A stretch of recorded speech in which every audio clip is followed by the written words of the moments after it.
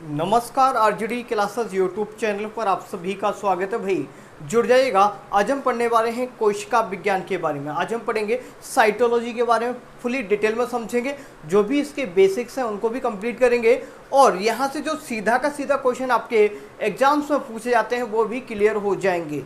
और इस क्लास को लेने के बाद कोई भी डाउट कन्फ्यूजन आपका बिल्कुल भी नहीं रहेगा, और बशर्ते आप ध्यानपूर्वक चीज़ों को सुनते रहें और जो भी चीज़ मैं यहाँ पर पॉइंट लिखाऊंगा उसको नोट भी करते हो जाइएगा भाई। ठीक है, तो चलिए शुरू करते हैं। और उससे पहले आप इस क्लास को शेयर भी कर दो जिससे और भी लोगों तक ये चीज़ें पहुँच पाए भाई।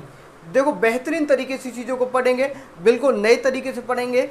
एक भी आपका सिंगल पॉइंट आपका यहाँ पर मैं स्किप नहीं करने वाला हूँ, तो पूरा का पूरा नोट करते जरूर जाइएगा। चलिए फिर शुरुआत करते हैं। आपने शेयर कर दिया होगा, उम्मीद करता हूँ कि आपने शेयर कर दिया होगा। चलिए शुरुआत करते हैं। तो आज हम पढ़ेंगे कोशिका विज्ञान के बारे में, साइटोलॉजी। साइटोलॉजी में अध्ययन किसका करते हैं? जो कोशिका विज्ञान है इसमें जो हम स्टडी करते हैं, स्टडी हम किसकी करते हैं? Study about cell. ठीक है, इसमें हम क्या करते हैं? जो कोशिका है, कोशिका का क्या करते हैं? हम अध्ययन करते हैं। किसका अध्ययन करते हैं? इसमें कोशिका के अध्ययन को क्या बोला जाता है? साइटोलॉजी कहा जाता है। समझ आया? ठीक है भाई, कोशिका के अध्ययन को क्या कहा जाता है? साइटोलॉजी कहा जाता है। सर, जो कोशिका होती है आपकी, ये जो सेल है, ये जो सेल है, जो कोशिका, हिंदी में लिखो कोशिका, ये जो आपकी कोशिका है, कोशिका ही हमारे जीवन का आधार होती है। क्या? जो हम जितने भी सजीव हैं, हम सभी के जीवन का आधार मानी जाती है कोशिका। सर, जीवन का आधार इसे क्यों मानते हैं? क्योंकि ये संरचनात्मक और क्रियात्मक, संरचनात्मक व क्रियात्मक इकाई होती है। जो सजीवों की क्वेश्चन आएगा कि सजीवों की संरचनात्मक व क्रियात्मक इकाई किसे कहते हैं, तो आपको बताना होगा कोशिका को। कोशिका को सजीवों की संरचनात्मक व क्रियात्मक इकाई बोला जाता है। तो ये समझ में, देखो संरचना से समझ में कैसे आएगा? संरचना क्या? देखो, जो ये कोई सेल है, यहाँ पे थोड़ा सा फोकस करिएगा। ये कोई एक सेल होती है, एक सेल से दो सेल बनते हैं, दो से तीन बनते हैं, फिर ये सेल्स का ग्रुप बनता है। जब ये सेल्स का ग्रुप बन जाता है, यहाँ पर इस ग्रुप को बोलते हैं टिश्यू। क्या? टिश्यू, ऊतक।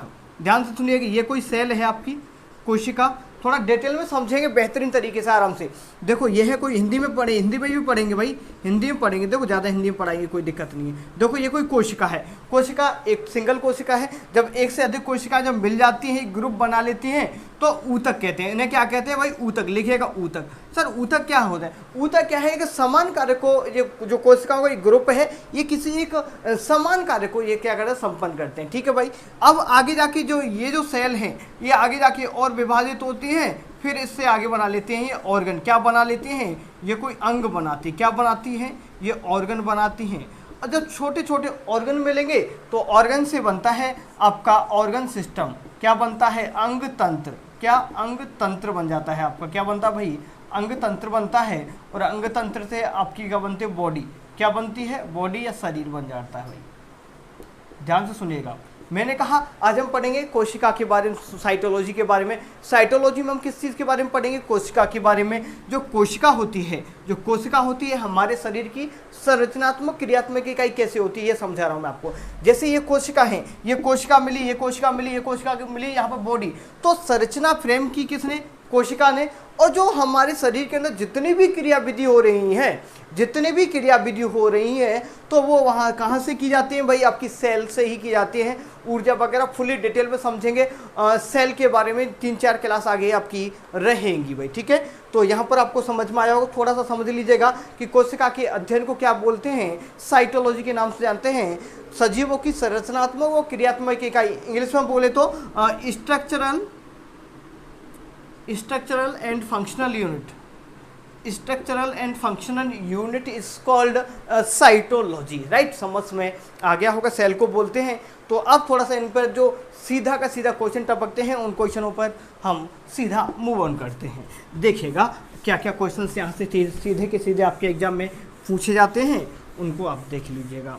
समझ में आ गया ना? हम इसके बारे में अभी देखो सेल के बारे में फुली डिटेल में समझेंगे, बट समझ लो कि इसके बारे में यहाँ से जो और क्या क्या क्वेश्चन बनते हैं, सीधा का सीधा यहाँ से और कितने क्वेश्चन बनते हैं। तो साइटोलॉजी के बारे में समझ लो भाई।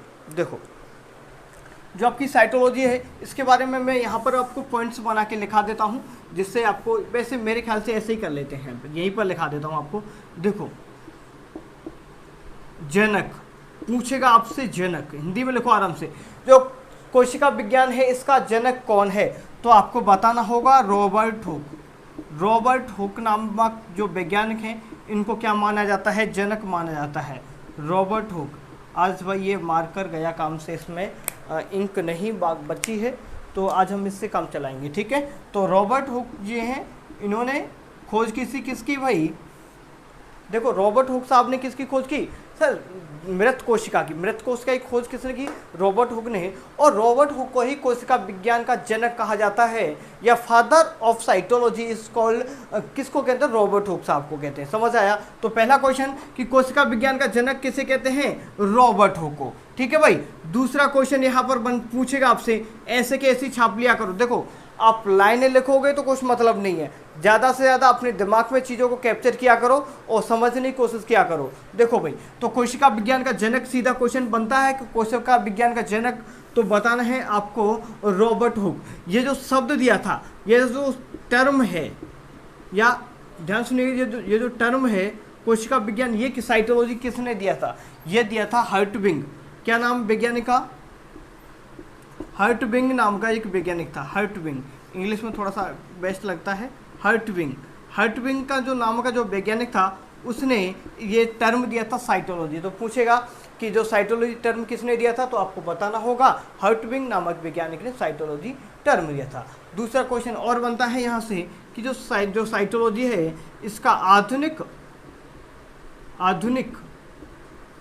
जनक, ठीक है, आधुनिक जनक। जो कोशिका विज्ञान है इसका आधुनिक जनक किसको माना जाता है, तो लिखेगा स्वानसन। वैज्ञानिक का नाम है स्वानसन। जो स्वानसन नाम के जो वैज्ञानिक हैं इन्होंने, ठीक है, जो स्वानसन नाम की जो वैज्ञानिक है भाई, इन्होंने, इनको ही माना जाता है आधुनिक विज्ञान का जनक। किसको माना जाता है, स्वानसन को। इनकी एक बुक भी इंपॉर्टेंट है, उस बुक को भी आप लिख लीजिएगा, द शेल।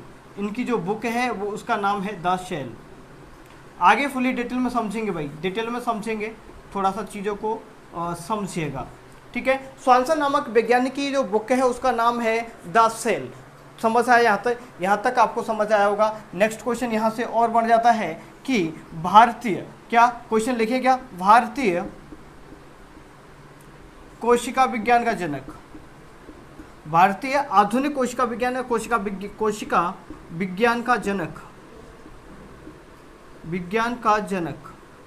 जो भारतीय कोशिका विज्ञान के अगर जनक की बात करें तो नाम आता है A.K. शर्मा साहब का। किसका, A.K. शर्मा जी को भारतीय कोशिका विज्ञान का जनक कहा जाता है, A.K. शर्मा जी को। यहाँ तक आपको थोड़ा सा ये समझ में आया होगा, बिल्कुल बेसिक वाली चीज़ें हैं, यहाँ तक आपको कोशिका के बारे में समझ में आया होगा। जो साइटोलॉजी है इसमें जो स्टडी, देखो यहाँ पर एक बार लिख ही देता हूँ, स्टडी, या हिंदी में लिखो, चलो हिंदी में लिख लेते हैं। कोशिका के अध्ययन को लिखेगा, कोशिका के अध्ययन को साइटोलॉजी कहते हैं। कोशिका के अध्ययन को साइटोलॉजी। देखो आपको आज के टाइम पे जो ट्रेंड पूछा गया, जैसे साइटोलॉजी देगा आपको, कोशिका विज्ञान वो वहाँ पर नहीं ना देकर वो देगा आपसे साइटोलॉजी, ये इस तरीके से इंग्लिश में लिख देगा, तो इंग्लिश वाली टर्म को हिंदी में लिख देता है साइटोलॉजी कहते हैं भाई, ठीक है। साइटोलॉजी बोले तो कोशिका विज्ञान। एक क्वेश्चन और बन जाता है भाई, जो ध्यान सुनिएगा, एक क्वेश्चन और बनता है यहाँ पर कि जो जेनेटिक्स, जो साइटोजेनेटिक्स है, लिखेगा जो साइटोजेनेटिक्स, लिखेगा साइटोजेनेटिक्स। साइटोजेनेटिक्स का फादर कौन है इसका, या फादर ऑफ साइटोजेनेटिक्स लिख लीजिएगा कहीं, यहाँ से, हाँ, साइटोजेनेटिक्स के बारे में देख लो। जो साइटोजेनेटिक्स है, या फिर इसको बोले आनुवंशिकी, जो कोशिका विज्ञान है, आनुवंशिकी जो कोशिका विज्ञान है, इसका जनक कौन है, हिंदी में लिख लो, आनुवंशिकी कोशिका विज्ञान। आनुवंशिकी कोशिका विज्ञान, आनुवंशिकी जो कोशिका विज्ञान है इसका जनक कौन है? आनुवंशिकी कोशिका विज्ञान है, इसका जो जनक किसे माना जाता है ये आपको बताना है। तो आनुवंशिकी जो कोशिका विज्ञान है इसका जनक माना जाता है H.J. Müller, H.J. मूलर नामक वैज्ञानिक को। तो H.J. मूलर हिंदी में लिखो, इस तरीके से लिख लो। H.J. मूलर नामक वैज्ञानिक को क्या माना जाता है? साइटोजेनेटिक्स का क्या माना जाता है? जनक कहा जाता है। किसको? H.J. मूलर नामक वैज्ञानिक को। यहाँ तक आपको ये चीज़ें भी समझ में आया होगा। देखो मैं इस तरीके से क्यों पढ़ा रहा हूँ, इसके पीछे लॉजिक है, मैं आपको बताऊंगा कि क्यों इस तरीके से आपके सामने बना रहा हूँ। दूसरा क्वेश्चन एक आता है कि जेनेटिक्स का जनक कौन है? क्या केवल देखो आनुवंशिकी कोशिका विज्ञान आता है तो H.J. मूलर बताना है। केवल आपसे जेनेटिक्स का जनक पूछेगा तो ग्रेगर जॉन मेंडल बताना है। कौन बताना, क्या बताना है? Gregor John Mendel. क्या बताना है? Gregor John Mendel. देखो यहाँ से कोई भी रंजिश नहीं रहती कि यहाँ से कोई भी क्वेश्चन आपका बाहर जाए। यहाँ से जो भी क्वेश्चन बनते हैं वो सभी की सभी मैंने कवर अप करा दिया। सुनिए, रिवीजन करिए एक बार, थोड़ा सा समझने की कोशिश करिएगा। जो कोशिका विज्ञान है, क्या जो साइटोलॉजी है, साइटोलॉजी में अध्ययन करते हैं हम कोशिका का। साइटोलॉजी के अंदर हम अध्ययन करते हैं study about cell is called cytology, right? समझ में आया? तो सेल के बारे में अध्ययन करते हैं साइटोलॉजी के बारे में। सर ये साइटोलॉजी का जनक कौन है? साइटोलॉजी के फादर कैसे माना जाता है? तो साइटोलॉजी के जो फादर माने जाते हैं उनको कहते हैं रॉबर्ट हुक। रॉबर्ट हुक साहब को साइटोलॉजी का फादर कहा जाता है या जनक कहा जाता है। नेक्स्ट क्वेश्चन आता है जो आधुनिक, ध्यान सुनिएगा, आधुनिक जो कोशिका विज्ञान है, आधुनिक कोशिका विज्ञान का जनक किसे माना जाता है? स्वानसन को माना जाता है। इनकी ये बुक बहुत ज़्यादा इंपॉर्टेंट है, यहाँ पर लिख लीजिएगा। इनकी जो ये बुक है जो इंपॉर्टेंट है, द सेल। स्वानसन नाम के वैज्ञानिक की जो बुक है उसका नाम है, क्या नाम है भाई उसका नाम है द सेल, राइट? समझ में आया? अब मैं बात करता हूँ आधुनिक जो भारतीय कोशिका विज्ञान है, भारतीय कोशिका विज्ञान के जो जनक माने जाते हैं A.K. शर्मा जी को माना जाता है। जो साइटोजेनेटिक्स है, आनुवंशिकी जो कोशिका विज्ञान है उसके जनक माने जाते हैं H.J. मूलर। लेकिन यहाँ पर केवल आपसे पूछेगा जो जेनेटिक्स है, केवल जेनेटिक्स के जनक माने जाते हैं ग्रेगर जॉन मेंडल, जिन्होंने जो मटर के पौधे पर प्रयोग किए थे। मैं जेनेटिक्स वाला टॉपिक अलग से पढ़ाऊंगा तो वहाँ पर इसके बारे में ज़्यादा चर्चा करेंगे। अब हम इसके बाद सेल के बारे में पढ़ रहे हैं तो थोड़ा सा इसको छाप लो, अब आगे की चीज़ों को मैं बढ़ाता हूँ। यहाँ तक उम्मीद, देखो नोट्स कैसे बनाया करो। देखो आप क्या करते हो, आपकी गलती क्या होती है मैं बताऊं तुम्हें। देखो हमारी मोस्टली गलती क्या होती है कि जैसे हम जो क्लासेस में पढ़ते थे ना तो वही की वही आदत बनी हुई कुछ लोगों की कि नहीं कॉपी भरना है, हमें पेज भरने हैं। भाई आपको पेज नहीं भरने, आपको चीज़ों को स्मार्ट तरीके से ही पढ़ना है, क्योंकि दिमाग में चीज़ों को सेट करना एक अपने आप में बहुत अच्छी कला है। क्योंकि देखो हर आदमी नहीं कर सकता चीज़ों को सेट, राइट? देखो समझने का तरीका क्या होता है कि आप जैसे लिखोगे, ऐसे लिखते गए तो वो दिमाग में क्रैक नहीं होती, जल्दी आप कैप्चर नहीं कर पाता दिमाग आपका। लेकिन आप इस तरीके से लिखोगे ना, इस तरीके से कोई डायग्राम बना के लिखोगे, कोई भी डायग्राम या जैसे ही बना के लिखोगे ऐसे, तो वो आपके दिमाग में सीधा के सीधा छप जाएगा। आ गया समझ में? आ गया ना? तो इसी तरीके से आप देखो यहाँ पर मैंने स्क्वायर बना दिया। इस तरीके से कोई भी स्ट्रक्चर आपके दिमाग में आनी चाहिए याद करने के लिए, उसका फिगर बना लो अपने दिमाग में, उसका चित्र बन जाना चाहिए कि हमें इस चीज़ को कैसे याद करना है, राइट? तो यहाँ पर ये छाप लिया होगा अपने दिमाग में, तो इसको छाप लो और एक बार रिवीजन करें तो फिर भी रिवीजन कर लो। देखो रिवीजन बहुत करवाता हूँ। देखो साइटोलॉजी है, साइटोलॉजी में अध्ययन किसका करते हैं हम? सेल का अध्ययन करते हैं। साइटोलॉजी के जनक किसे कहते हैं? साइटोलॉजी के जनक पूछ रहा हूँ, केवल जनक बोलते हैं रॉबर्ट हुक को। सर आधुनिक साइटोलॉजी के जनक किसे माना जाता है? जो मॉडर्न साइटोलॉजी है उसके जनक माना जाता है स्वानसन को। स्वानसन की बुक का नाम है सर, क्या नाम है? द सेल स्वानसन की बुक का नाम है। भारतीय कोशिका विज्ञान की बात करें तो उनका जो जनक है A.K. शर्मा जी को भारतीय कोशिका विज्ञान का जनक माना जाता है। साइटोजेनेटिक्स का बात करें तो उसका जो जनक है H.J. मूलर जी को माना जाता है। लेकिन जेनेटिक्स की अगर बात करोगे तो भाई ग्रेगर जॉन मेंडल को माना जाता है इसका जनक। चलो अब आगे पढ़ते हैं पूरा डिटेल में। अब हम कोशिका के बारे में पढ़ेंगे। उम्मीद करूँगा यहाँ तक सभी को अच्छे तरीके से समझ में ये चीज़ें आ गई होंगी। अब बार बार थोड़ा सा मैं रिवीजन ज़्यादा ही करवा देता हूँ, मुझे लगता है कि इसमें ज़्यादा टाइम लगता है। भाई मुझे बताइएगा, जो भी क्लास देख रहा है ना तो मुझे कमेंट करके बताइएगा, थोड़ा सा मैं ज़्यादा रिवाइज़ करा देता हूँ आपको, थोड़ा सा टाइम ज़्यादा लग जाता है, पर मैं कोशिश करूँगा कि कम से कम चीज़ों समय में ज़्यादा से ज़्यादा चीज़ें आप तक पहुँच पाएँ। ठीक है, लिखिएगा कोशिका, क्या लिखना है आपको? अब लिखना है कोशिका। तो यहाँ पर ये तो चल ही रहा है आपका, इसको हटा देते हैं विज्ञान को, केवल अब कोशिका के बारे में लिखिएगा। सेल के बारे में ही अब हम आपको डिटेल में पढ़ना है। किसके बारे में? सेल के बारे में। सेल के बारे में पूरा डिटेल में समझना है, ठीक है भाई। तो मैंने बता दिया इसके बारे में। जो कोशिका होती है, कोशिका होती है जो क्या होती है भाई? फंक्शनल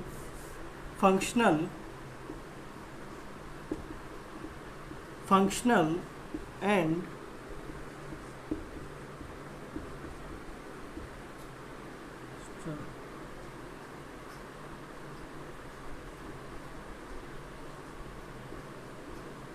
यूनिट,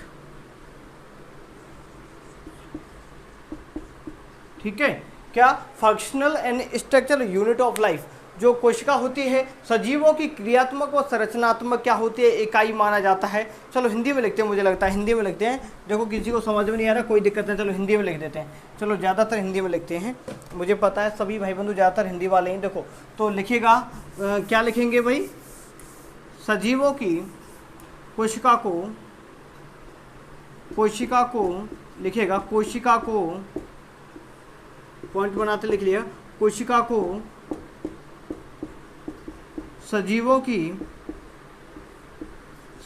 की संरचनात्मक, चलो लिखिए आराम से लिखा है, संरचनात्मक व क्रियात्मक इकाई कहते हैं। ऐसे लिख लो, चलो ऐसे लिख लो, चलो कोई दिक्कत नहीं, ऐसे लिखा दूंगा आपको, थोड़ा टाइम लगेगा इनमें ज़्यादा। देखो कोशिका को सजीवों की संरचनात्मक और क्रियात्मक इकाई बोला जाता है। सर कोशिका की खोज किसने की? तो कोशिका की खोज लिखो, खोज। तो कोशिका की जो खोज की थी, खोज किसने की? सबसे पहले खोज की थी रॉबर्ट हुक ने। रॉबर्ट हुक नामक के वैज्ञानिक ने कोशिका की सबसे पहले खोज की थी, 1665 में की थी। किस में की थी भाई? जो वुडन, लकड़ी की छाल, ध्यान से सुनो, लकड़ी की छाल में, लकड़ी की जो छाल होती है ना, वुडन कॉर्क बोलते हैं इसे, वुडन वार्क में की थी। किसमें? कॉर्क टिश्यू में, कॉर्क टिश्यू, ठीक है भाई, ध्यान सुनिएगा। जो रॉबर्ट, जो सबसे पहले जो कोशिका की खोज की थी, तो सबसे पहले कोशिका की खोज की थी रॉबर्ट हुक साहब ने। कोशिका की खोज की कब की थी? 1665 में कोशिका की खोज की। सर किस में की थी? तो कॉर्क टिश्यू में। बताना है आपको, कॉर्क ऊतक था एक, कॉर्क ऊतक, ठीक है। कॉर्क टिश्यू में खोज की थी किसने? रॉबर्ट हुक ने। लेकिन खोज कैसी कोशिका की? तो मृत कोशिका की खोज की, मृत कोशिका की खोज की, मृत कोशिका की खोज की। अब इसके बाद जो मृत कोशिका है, इसके बारे में इन्होंने बताया था माइक्रोग्राफिया में, ध्यान से लिखिएगा, माइक्रोग्राफिया नामक की जो बुक थी ना, उसमें इन्होंने इस चीज़ के बारे में बता दिया था भाई। समझ आया यहाँ तक? जो रॉबर्ट हुक ने सर्वप्रथम कोशिका की खोज की थी, किसमें? जो लकड़ी के जैसे माना जाता है कि टेबल पर बैठे हुए थे, तो लकड़ी की जो छाल देखा, तो उसी को फिर लेबोरेटरी में जाकर के लेकर के गए, तो उसको देखा कि उसमें थोड़ा अंदर हॉल भी बने हुए थे। तो उन हॉलों को सबसे पहले उन्होंने सेला नाम दिया था। क्या नाम दिया था? सेला नाम दिया। सेला से ही बना सेल। सेल शब्द कैसा है? लैटिन भाषा का है। ये आपको यहाँ तक समझ में आएगा। तो सबसे पहले खोज किसने की भाई? रॉबर्ट हुक साहब ने की। किसमें की? तो वुडन कॉर्क, आपको पता, लकड़ी की छाल में से की थी। किसकी, कैसी कोशिका थी? मृत कोशिका की खोज की। और उनकी जो बुक थी, उस किस बुक में हमें इसका जो वर्णन मिलता है? तो माइक्रोग्राफिया मिलता है। दूसरे नंबर पर जो आते हैं उनका नाम है एंटोनी ल्यूवेनहॉक। हिंदी में लिखो, चलो, एंटोनी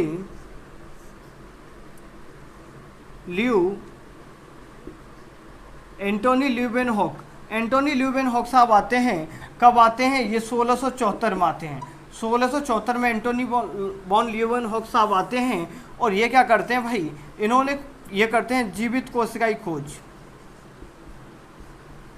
जीवित कोशिका की खोज। तो क्वेश्चन बनेगा कि जीवित कोशिका की खोज किसने की? तो आपको बताना होगा एंटोनी वॉन ल्यूवेनहॉक ने जीवित कोशिका की खोज की, और मृत कोशिका की खोज रॉबर्ट हुक साहब ने की थी भाई। यहाँ तक आपको चीज़ें समझ में आया होगा भाई। अच्छे तरीके से आया ना। अब सर ये कैसे की, इसमें जो जीवित कोशिका की खोज कैसे हुई, तो जो माइक्रोब्स होते हैं इन्होंने सब, ये ऐसा माना जाता है कि वैसे तो इनकी WBC में, देखो मैंने NCERT को देखा था तो उसमें बताया गया था कि WBC के अंदर इसकी पहले खोज की गई थी मवाद में। और कुछ लोगों का ऐसा मानना भी है कि जब जो लीवेनहॉक साहब जब बाहर गए थे तो माइक्रोब्स इनकी बॉडी पर जम गए थे। उन माइक्रोब्स को उन्होंने देखा तो उन्होंने बैक्टीरिया नाम दिया था। तो बैक्टीरिया जो नाम दिया था उन्होंने, क्या नाम दिया था, उन्होंने बैक्टीरिया नाम दिया था। और उन बैक्टीरिया में खोज की थी किसकी, जीवित कोशिका की खोज की एंटोनी वॉन लीवेनहॉक साहब ने। इन्होंने खोजें और ज़्यादा और भी खोजें कुछ कर रखी हैं। इन्होंने जो शुक्राणु है, इन्होंने शुक्राणु कोशिका भी की, शुक्राणु कोशिका की खोज की इन्होंने, शुक्राणु कोशिका की भी खोज की इन्होंने। दूसरी खोज प्रोटोजोआ की भी खोज की, प्रोटोजोआ की भी खोज किसने की, इन्होंने की थी भाई। ठीक है, यहाँ तक समझ में आपको आया होगा, आया कि नहीं है भाई, तो यहाँ तक आपको समझ में आ रहा होगा कि एंटोनी वॉन लीवेनहॉक ने जीवित कोशिका की खोज की थी, इन्होंने शुक्राणु कोशिका की भी खोज की, इन्होंने प्रोटोजोआ की भी खोज की थी, किसने, एंटोनी वॉन लीवेनहॉक साहब ने। यहाँ तक आपको समझ में आया होगा। अभी तो बहुत कुछ है कोशिका के बारे में, चलो और कोशिका के बारे में बताइएगा। जो कोशिका है, कोशिका में जो सबसे बड़ी कोशिका, सबसे छोटी कोशिका, ये क्वेश्चन भी बनते हैं सर, सबसे बड़ी कोशिका कौन सी, सबसे छोटी कोशिका कौन सी होती है, यहाँ तक आप छाप लो। तो चलो आगे बढ़ते हैं, फिर आराम से पढ़ रहे भाई, आराम से आप नोट्स भी बना सकते हो। आज की स्पीड बिल्कुल कम ही रखी है मैंने भाई, ठीक है। चलो स्पीड बिल्कुल कम है आपकी। देखो सबसे छोटी कोशिका लिखिएगा, यहाँ पर लिख देता हूँ, सबसे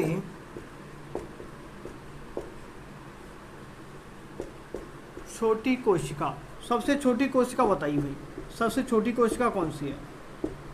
सबसे छोटी कोशिका है mycoplasma,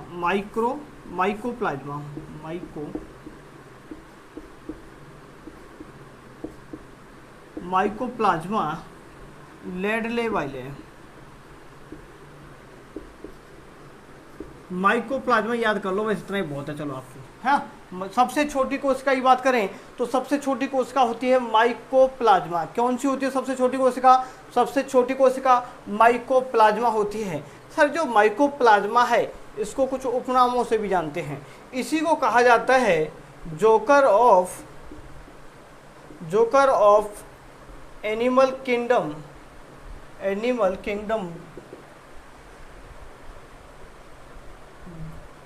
joker of animal kingdom, और जोकर ऑफ इसको प्लांट किंगडम भी कहा जाता है। ठीक है भाई, तो क्वेश्चन पूछेगा कि जोकर ऑफ एनिमल किसे कहा जाता है, जोकर ऑफ प्लांट किंगडम या जोकर ऑफ एनिमल किंगडम बोलेगा तो आपको माइक्रोप्लाज्मा बताना है। सर क्या जो माइक्रोप्लाज्मा क्या होता है, एक बैक्टीरिया होता है। ये क्या होता है, एक बैक्टीरिया है। क्या है ये, एक बैक्टीरिया है या जीवाणु है। ठीक है, माइक्रोप्लाज्मा क्या है, एक जीवाणु ही है। कौन है माइक्रोप्लाज्मा, एक जीवाणु है। तो बताइए क्या माइक्रोप्लाज्मा के ऊपर जो सेल वॉल पाई जाती है, तो इसके ऊपर कोशिका भित्ति नहीं पाई जाती है। क्या कोशिका भित्ति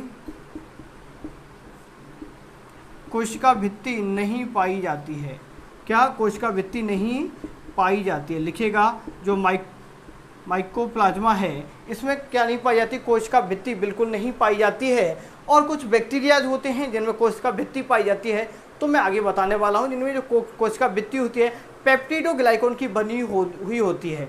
जो बैक्टीरियाज होते हैं, जो जीवाणु होते हैं, कुछ में जो सेल वॉल पाई जाती है कोशिका भित्ति जो बनी होती है पेप्टिडोग्लाइकॉन की, आगे मैं बताने वाला हूँ। तो यहाँ तक आपको ये चीज़ें समझ में आ गया होगा। दूसरा क्वेश्चन यहाँ से सीधा बनेगा कि सबसे बड़ी कोशिका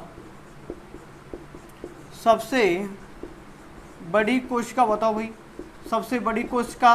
तो जो ऑस्ट्रिच बोलते हैं ना, शुतुरमुर्ग का अंडा, ठीक है, ऑस्ट्रिच बोलते हैं, ऑस्ट्रिच। ठीक है भाई, ऑस्ट्रिच एग बोल लो। ठीक है भाई, ऑस्ट्रिच का जो एग होता है उसको बोला जाता है सबसे बड़ी सेल। सर इसकी जो लंबाई कितनी है, 0.1 से लेकर 0.5 माइक्रोमीटर। कितनी? 0.1 से लेकर 0.5 माइक्रोमीटर इसकी लंबाई होती है। लगभग इसकी बात करें तो लगभग 17 सेंटीमीटर होती है। लगभग कितनी होती है ये? 17 सेंटीमीटर इसकी लंबाई होती है शुतुरमुर्ग के अंडे की। यहाँ तक आपको ये क्वेश्चन भी आपके क्लियर हो जाते हैं कि सबसे बड़ी कोशिका, सबसे छोटी कोशिका। और क्वेश्चन बनते हैं कि हमारे शरीर की, मानव शरीर की सबसे बड़ी कोशिका, तो मानव शरीर की जो सबसे बड़ी कोशिका है, लिखिएगा, मानव शरीर की सबसे बड़ी कोशिका, मानव शरीर की जो सबसे बड़ी कोशिका होती है, सबसे जो लंबी कोशिका होती है, तो वो होती है आपकी न्यूरॉन। कौन सी कोशिका है? न्यूरॉन। ठीक है। और आपसे पूछेगा कि सबसे बड़ी जो जनन, देखो लंबी लिख लो इसको, सबसे लंबी क्या लिख लो या बड़ी लिख लो, कोई दिक्कत नहीं। ठीक है। अब पूछेगा आपसे कि सबसे बड़ी जनन कोशिका कौन सी होती है, तो सबसे बड़ी जनन कोशिका, सबसे बड़ी जनन कोशिका, सबसे बड़ी जो जनन कोशिका कौन सी होती है, तो बताना है आपको। सबसे बड़ी जो जनन कोशिका है वो होती है अंडाणु। और सबसे छोटी की बात करूं, सबसे जो छोटी की बात करूं, छोटी जो जनन कोशिका होती है उसको बोलते हैं हम शुक्राणु। क्या बोलते हैं? शुक्राणु। शुक्राणु। ठीक है। इसको ओवम बोल लेते हैं और इसको बोलते हैं स्पर्म। इंग्लिश में लिखे तो लिख लो। इसकी खोज किसने की? ल्यूवेनहॉक ने। ल्यूवेनहॉक ने खोज की थी। किसकी भाई? आपकी शुक्राणु की खोज किसने की? ल्यूवेनहॉक साहब के द्वारा की गई थी। यहाँ तक आपको चीज़ें समझ में आई होगी। देखो अभी लाइव इंटरेक्ट नहीं हो पा रहा, मैं आपसे लाइव क्लास नहीं हो पा रही किसी वजह से, तो मैं इसको रिकॉर्ड करके ही आप लोगों तक पहुँचा रहा हूँ। तो थोड़ा सा मुझे पता है कि वो फील नहीं आप बन पाता कि क्लास वाला अच्छे तरीके से अगर आप पूछते रहोगे मुझसे तो उसको पढ़ाने में भी मुझे मज़ा आएगा और तुम्हें पढ़ने में भी मज़ा आएगा। थोड़ा सा मैं भी वो सा फील हो जाता हूँ कि ऊब जाता हूँ ऐसे कहूँ तो, क्योंकि देखो आप सामने बैठे होते हैं ना, तो आपसे बात करते रहते हैं, सामने बैठे रहते हैं, आपसे बात करते रहते हैं, तो हाँ आपसे पूछते हैं, आपका कोई डाउट होता है तो हम उसे क्लियर भी करते हैं। तो थोड़ा सा इंटरेक्शन बना रहता है, जिससे जो बोरियत आती है ना, ऊबना नहीं होता, क्लास का माहौल बना रहता है। अगर अभी जैसे हम रिकॉर्डेड करते हैं तो थोड़ा सा अच्छा भी नहीं लगता, बट चीज़ों कोऑपरेट करके चलेगी, आपको समझने से मतलब है। राइट, समझ में आया होगा यहाँ तक। सबसे बड़ी कोशिका, छोटी कोशिका, ये सब हो गया। ठीक है। अब कोशिका के बारे में तो बता दो भाई, अभी तक कोशिका के बारे में कुछ बताया ही नहीं मैंने। देखो भाई कोशिका के बारे में बता देता हूँ आपको।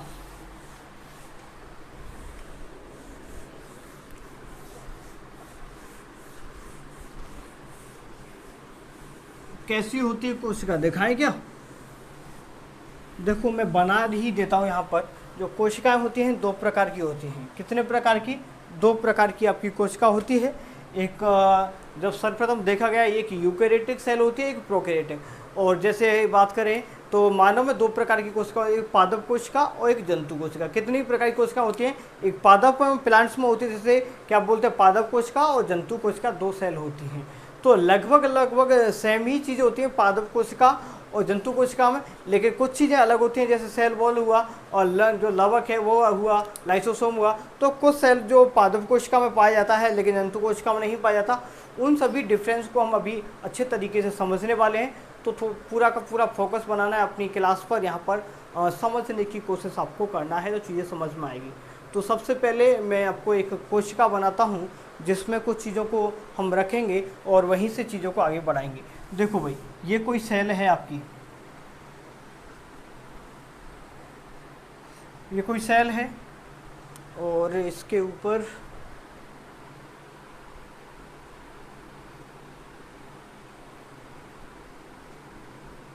अब ध्यान से समझ रहा भाई, ध्यान से समझना। ठीक है। ये क्या है? कोई कोशिका है। कोशिका की जो सबसे ऊपरी जो बाहरी जो सतह है, जो बाहर पाई जाती है, इसको बोलते हैं भाई कोशिका भित्ति। क्या बोलते हैं इसको? लिखिएगा, इसको बोलते हैं कोशिका भित्ति। इसको बोलते हैं कोशिका भित्ति, बोले तो सेल वॉल। इसको ऐसे कैसे दिमाग में छापते हुए जाइएगा, क्योंकि देखो चीज़ें यहाँ से बहुत सारी क्लियर होने वाली है आपकी। देखो सबसे बाहर जो कोशिका होती है, सबसे बाहरी जो लेयर होती है कोशिका की, उसे बोलते हैं कोशिका भित्ति या सेल वॉल। सर इसका काम क्या होता है सेल वॉल का, फुली डिटेल में हम आगे समझेंगे, थोड़ा सा बेसिक वाली चीज़ें समझ लो। कोशिका जो भित्ति होती है इसका काम होता है कि जो हमारी सेल है उसको प्रोटेक्शन देना, तो जो कोशिका है उसकी सुरक्षा करना, उसको साइज देना और उसका जो आकार है कैसा रहेगा कितना रहेगा वो सभी काम रहता है आपकी कोशिका भित्ति का। जो कोशिका भित्ति है सर किसकी बनी होती है, सबसे पहला क्वेश्चन बनता है कि कोशिका भित्ति किसकी बनी हुई होती है। तो जो कोशिका भित्ति है ये बनी हुई होती है, देखो और दूसरी बात जो कोशिका भित्ति है ये प्लांट्स में पाई जाती है ना कि एनिमल में, जंतुओं में कोशिका भित्ति नहीं पाई जाती है, ये भी चीज़ आपको बताऊंगा। तो समझिएगा जो कोशिका भित्ति है ये किसकी बनी होती है, तो सेल्यूलोज की बनी होती है। किसकी, सेल्यूलोज, सेल्यूलोज की बनी होती है कोशिका भित्ति। सर कोशिका भित्ति सेल्यूलोज की बनी होती है ना, सेल्यूलोज क्या है, सेल्यूलोज एक कार्बोहाइड्रेट है जो कि पॉलीकार्बोहाइड्रेट है। और पृथ्वी की बात करो सर्वाधिक मात्रा में जो कोई शर्करा पाया जाता है ना तो वो आपका सेल्यूलोज शर्करा ही सर्वाधिक मात्रा में इस धरती पर पाया जाता है। तो सेल्यूलोज के बारे में आपको सबसे समझ में आ गया ना, सेल्यूलोज क्या होता है ये भी समझ में आ गया।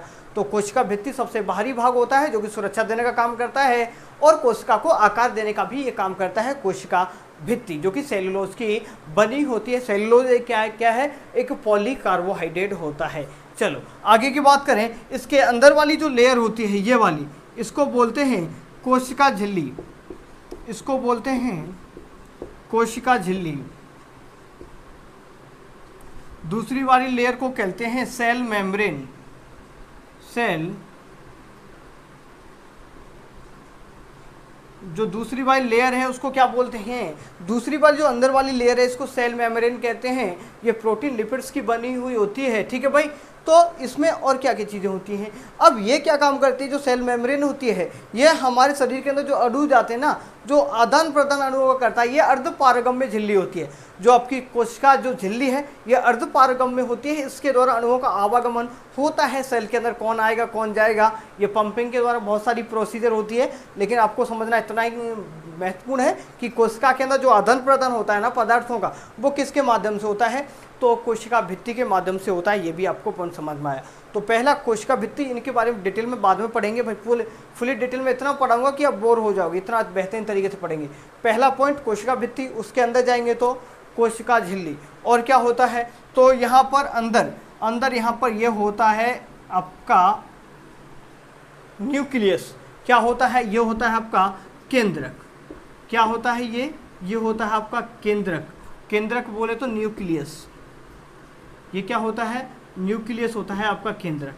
जो केंद्रक होता है ना, तो केंद्रक के ऊपर भी एक लेयर पाई जाती है, इसके ऊपर भी इस तरीके से सूक्ष्म कण पाए जाते हैं। तो इसके ऊपर होती है केंद्रक झिल्ली। क्या पाई जाती है, केंद्रक झिल्ली।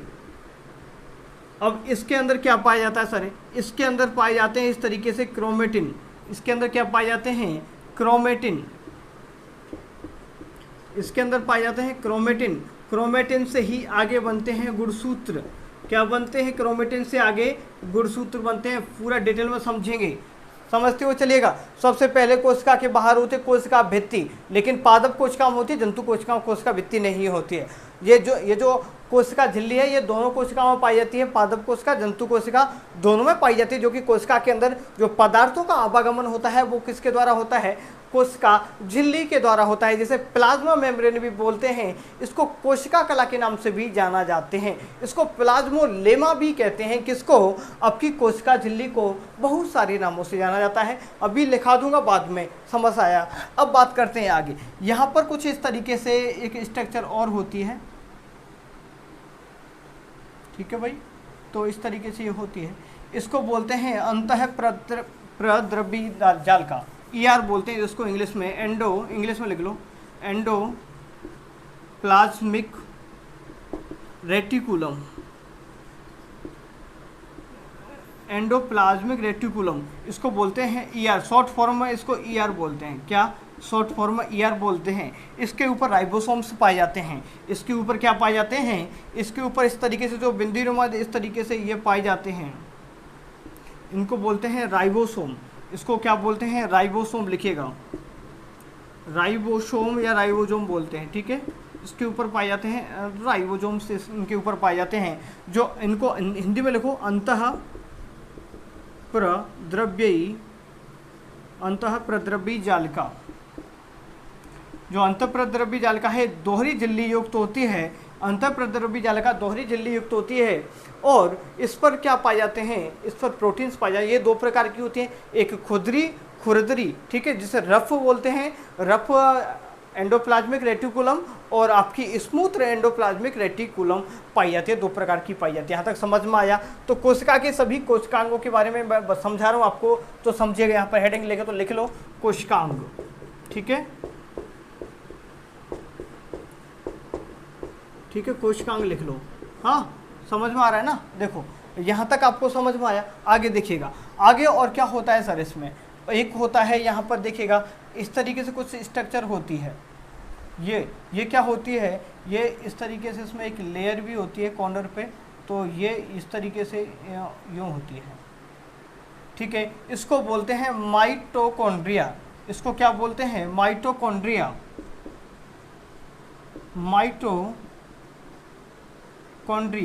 माइटोकॉन्ड्रिया बोलते हैं, जिससे सेल का पावर हाउस के नाम से भी जानते हैं। फुली डिटेल में इतना बताऊंगा माइटोकॉन्ड्रिया के बारे में भाई आपको कि बहुत ज़्यादा, कोई भी सिंगल क्वेश्चन आपका गलत नहीं होगा अगर आपने ये इन सभी के बारे में डिटेल में अगर मुझसे पढ़ लिया तो भाई, ठीक है।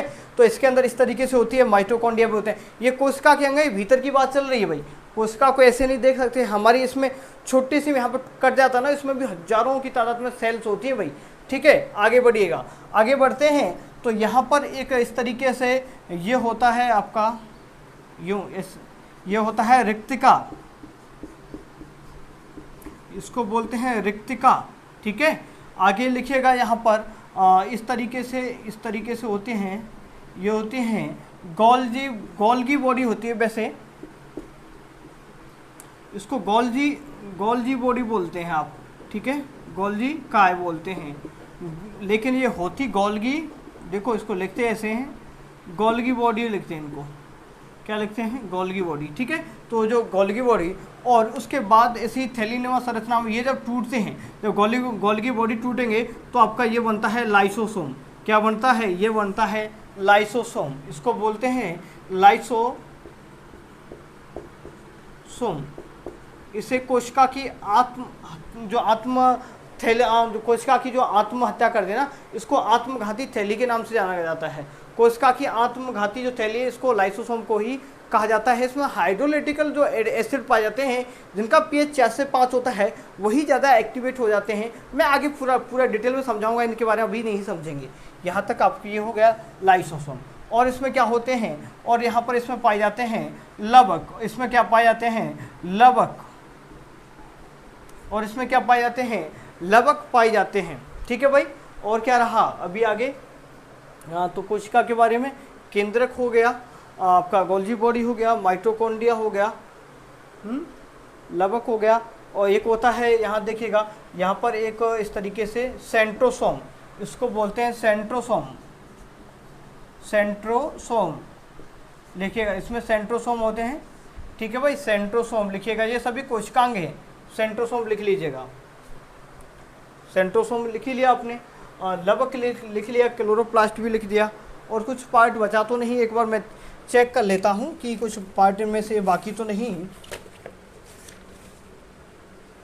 जो कोशिका के जो भी पार्ट हैं, लवक हो गया, माइटोकॉन्ड्रिया हो गया, और क्या लाइसोसोम, राइबोसोम हो गया, रसधानी हो गया, केंद्रक, गोल्गी बॉडी, हाँ सभी हो गया ना, ठीक है, कोई दिक्कत नहीं है। तो यहाँ तक देखिएगा, ये जो मैंने बनाया आपको समझाया, ये सबसे परफेक्ट है। और देखो, आप जब भी बायो पढ़ोगे तो इस तरीके से पढ़ोगे तो आपको चीज़ें जल्दी याद हो जाएंगी। तो ये कोशिकांग होते हैं। तो एक बार दोबारा से मैं आपको रिवीजन कराता हूँ। दिमाग में इसको सेट करने, छापने की कोशिश करिएगा, जिससे चीज़ें आपको बेहतर हो पाएँ। क्योंकि जब तक चीज़ों को आप विजुअलाइज नहीं बनाओगे तो चीज़ें बेहतर नहीं हो पाएंगी। अगर आपको बेहतर बनाना है तो चीज़ों का फ़ोटो खींचना सीखो दिमाग में। अपने दिमाग में पिक्चर आ, जैसे मूवी देखते हैं ना, तो मूवी में क्या होता है, हमें कैसे पता चल जाता है कि वो एक्टर है? हाँ, किसी का नाम लेते तो हमें कैसा पता चल जाता है कि वो इंसान ऐसा है? तो थोड़ा सा उनको अगर आप पिक्चर बना के याद रख सकते हो, तो इनको पिक्चर बना के याद क्यों रखते?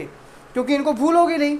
भाई ये पढ़ाई में ये तो आपके जीवन में काम आएंगी, वो कहाँ ज़्यादा काम आएंगी। तो थोड़ा सा चीज़ों को समझा करो। जैसे ये जो मैंने लिखाया है पहले इसको छाप लो, क्या क्या कोशिका में होता है एक बार आपको मैं समझा देता हूँ। देखिएगा कोशिका दो प्रकार की होती है, जंतु कोशिका और पादप कोशिका। कौन कौन सी कोशिका होती है? जंतु कोशिका, पादप कोशिका, ये मैंने मिक्स ही करा दिया है। तो जो पादप कोशिका ये केवल पादप कोशिका में पाई जाती है, लिख देता हूँ, केवल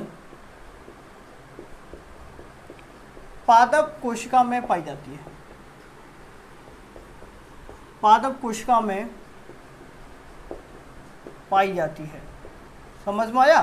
तो यहाँ पर लिख लीजिएगा जो कोशिका भित्ति है, कोशिका भित्ति यहाँ समझिएगा, जो कोशिका है, ध्यान समझो, ये जो पूरी कोशिका है, ध्यान से अब समझिएगा, कोई किसी का भी ध्यान इधर उधर नहीं रहेगा। ये जो पूरी कोशिका है, कोशिका की सबसे बाहरी जो परत होती है, सबसे बाहरी जो लेयर होती है, बाहरी लेयर का काम होता है सुरक्षा करना। बाहर जो गेट होता है, गेट का काम है सुरक्षा करना। तो जैसे घर की दीवार है, दीवारें भी सुरक्षा करने का काम करते हैं। तो ये जो दीवार है, बाहर की दीवार है, इसको बोलते हैं कोशिका भित्ति। क्या बोलते हैं? बाहर की दीवार को हम कोशिका भित्ति कहते हैं। ये केवल पादप कोशिका में ही पाई जाती है। किस में पाई जाती है? पादप कोशिका में पाई जाती है। ये सेल्यूलोज की बनी होती है, जो कि कार्बोहाइड्रेट है, पॉलीकार्बोहाइड्रेट है। और सर्वाधिक धरती पे बात करें तो जो सेल्यूलोज है वो सर्वाधिक मात्रा में पाया जाता है, जो कि कैसा है? पॉलीसर्करा है या पॉलीसेकेराइड है। राइट, समझ में आया? यहाँ तक आगे बात करेंगे। इसके जो अंदर वाली लेयर है इसको बोलते हैं कोशिका झिल्ली। अंदर वाली लेयर को कोशिका झिल्ली या सेल मेम्ब्रेन कहते हैं। इसी को कोशिका कला के नाम से भी जानते हैं, इसको प्लाज्मा मेम्ब्रेन के नाम से भी जानते हैं, इसको प्लाज्मा लेमा भी बोलते हैं, इसको अर्ध पारगम्य झिल्ली भी बोलते हैं। इसका काम होता है कोशिका के अंदर पदार्थों का आवागमन किसके द्वारा होता है? कोशिका झिल्ली के द्वारा ही। कोशिका झिल्ली के द्वारा ही पदार्थों का आवागमन होता है, पंप के द्वारा। सोडियम पोटेशियम पंप, बहुत सारी चीज़ें आगे बताऊंगा। तो इनके द्वारा जो कौन अंदर आएगा कौन बाहर जाएगा, ये चीज़ें इनका है। ठीक है, तो अंदर किसको लाना है, किसको धकेलना है, तो ये काम है, ये ड्यूटी है किसकी? ये गार्ड के रूप में काम करती है आपकी कोशिका झिल्ली। राइट, नेक्स्ट बात करेंगे तो ये प्रोटीन्स की बनी होती है। ठीक है भाई, चलो। और फॉस्फेट की भी बनी होती है। देखो अब आगे देखिएगा, इसके अंदर होता है, सबसे अंदर होता है आपका, ये होता है केंद्रक। क्या होता है? केंद्रक या न्यूक्लियस। जो न्यूक्लियस होता है, न्यूक्लियस के ऊपर भी एक लेयर पाई जाती है जिसे केंद्रक झिल्ली के नाम से जानते हैं। वो जो न्यूक्लियस है, जो केंद्रक है, केंद्रक के अंदर क्रोमेटिन पदार्थ पाया जाता है। क्रोमेटिन पदार्थ ये धागेनुमा पदार्थ होता है। कैसा होता है? धागेनुमा पदार्थ होता है। जो पूरा क्रोमेटिन पदार्थ किसका बना होता है? जो क्रोमेटिन पदार्थ आपका न्यूक्लिक अम्ल का बना होता है। आगे पढ़ाऊंगा न्यूक्लिक अम्ल क्या होता है।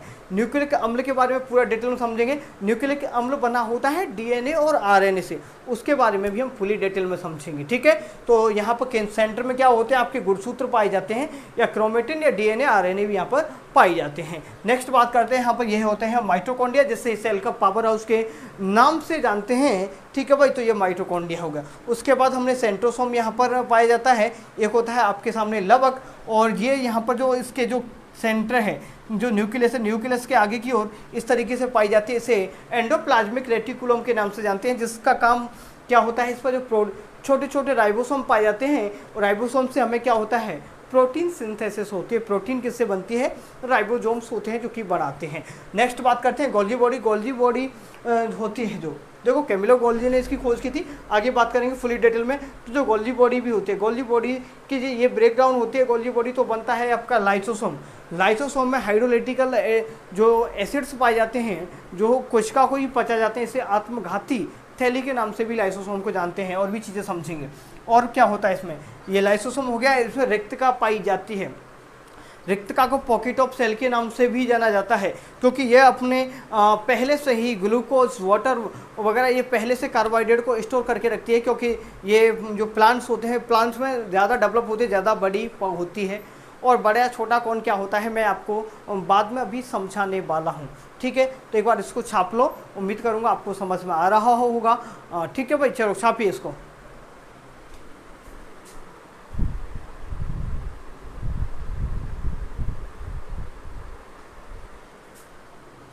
छाप लिया ना? चलो आगे बढ़ते हैं फिर।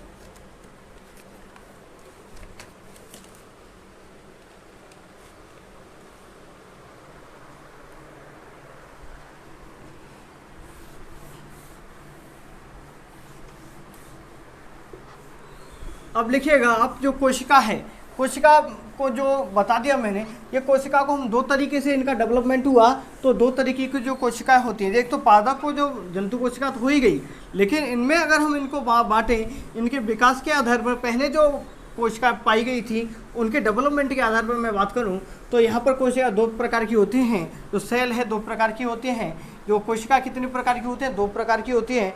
एक होती है यूकेरियोटिक कोशिका, एक प्रोकैरियोटिक कोशिका। यूकेरियोटिक और प्रोकैरियोटिक लिख लो, थोड़ा सा छोटा सा पॉइंट लिखा देता हूँ, लिखना चाहो तो लिख लो। कभी कभी पूछ लेता है यूकेरियोटिक कोशिका कौन सी होती है, प्रोकैरियोटिक कोशिका कौन सी होती है, ये पूछ लेता है। तो लिखेगा प्रोकैरियोटिक कोशिका,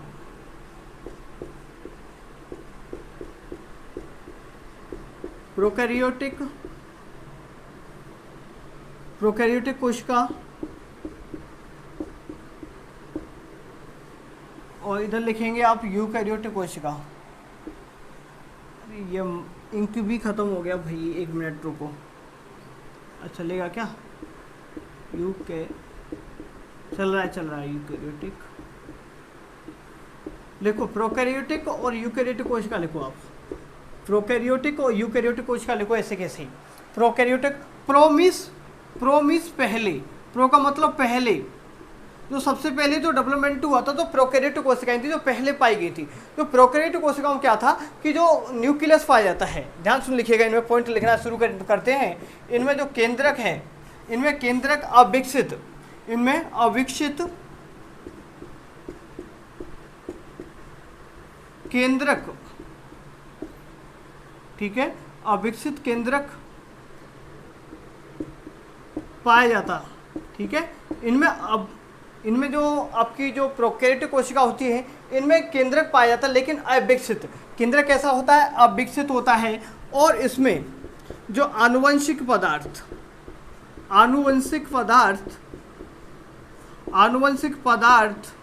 नग्न अवस्था में पाया जाता है।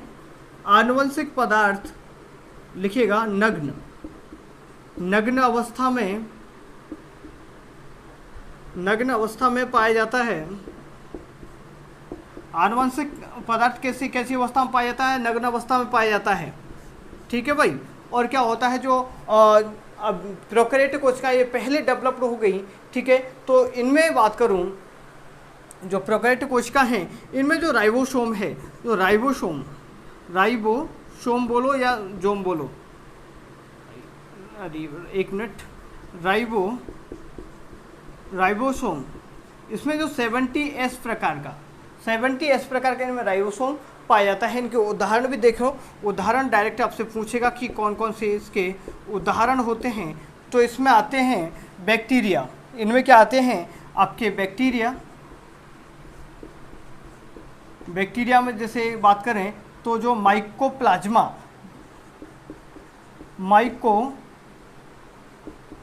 जो सबसे छोटी सेल के बारे में मैंने आपको बताया था ना, वो किस में आती है आपसे पूछेंगे तो यूकैरियोटिक कोशिका में आती है। दूसरी बात करें तो नील हरित शैवाल भी इसी में आते हैं। नील हरित शैवाल, साइनोबैक्टीरिया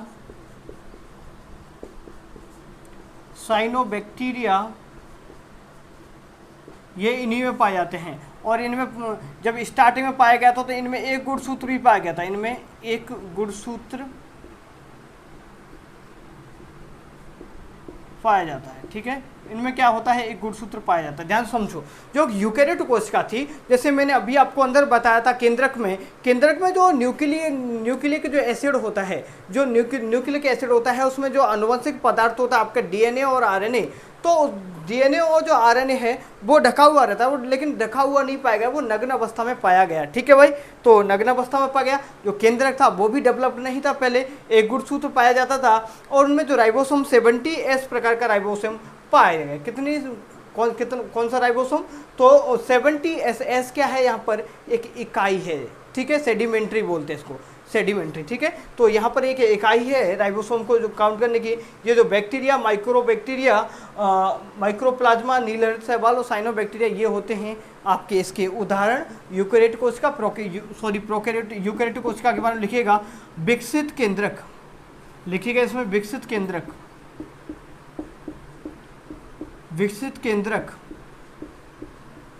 इनमें केंद्रक कैसा विकसित केंद्रक होता है और आनुवंशिक पदार्थ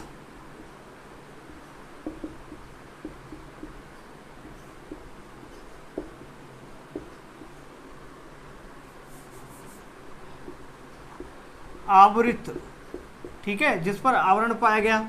और लिखो एक से अधिक गुणसूत्र, एक से अधिक गुणसूत्र, एक से अधिक गुणसूत्र। और क्या है इसमें जो राइबोसोम है, इसमें जो राइबोसोम है इसमें एटीएस का, एटीएस टाइप का क्या पाया गया, इसमें राइबोसोम पाया गया। और इसमें जो उदाहरण लिखे तो लिख लो उदाहरण, इसमें आपके जो पादप हो गए, पादप हो गए, पादप जंतु, ये सभी इसी में आ जाते हैं। किसमें? यूकेरियोटिक कोशिका। यूकेरियोटिक कोशिका मतलब जो डेवलप्ड है और प्रोकैरियोटिक कोशिका जो कि डेवलप्ड नहीं है। यहाँ तक आपको चीज़ें अच्छी तरीके से समझ में आया होगा, यूकेरियोटिक कोशिका क्या होती है, प्रोकैरियोटिक कोशिका क्या होती हैं। अब बढ़ते हैं आगे।